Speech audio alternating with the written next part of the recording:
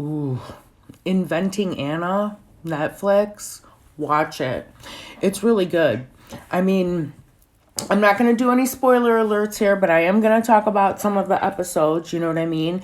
And I thought the way that the season was produced was awesome. I mean, I was obsessed with this, the entire week watching every single episode.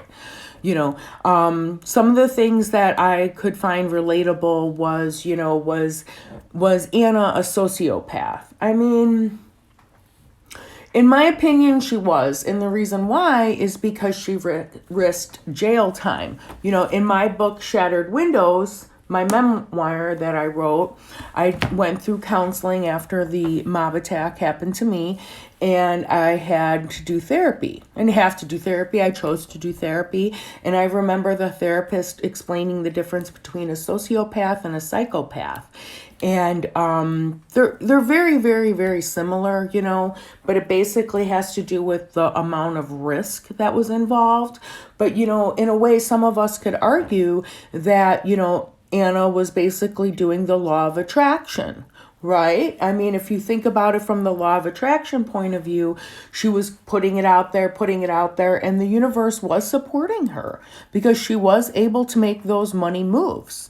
As far as her friend Rachel's concerned, the whole time they're going back and forth about the bill, and it's like, Anna, she wasn't in Morocco by herself. So when was Rachel going to be able to pay her portion of it? And in the end, Anna did not pay Rachel back. But what I thought was interesting was the dad.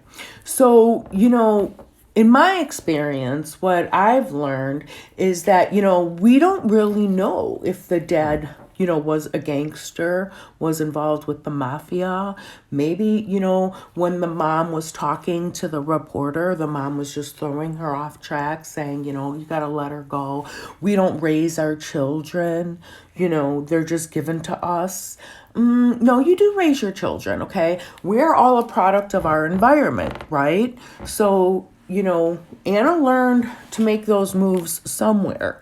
So, maybe the dad was like, well, a drowning, person will take you down with them. So who knows? He probably just didn't show up for his daughter because, he didn't want to be investigated himself. I don't know. Anna still remains a mystery. And if it wasn't for that reporter, she probably wouldn't have been in jail at all. But I don't not like Anna.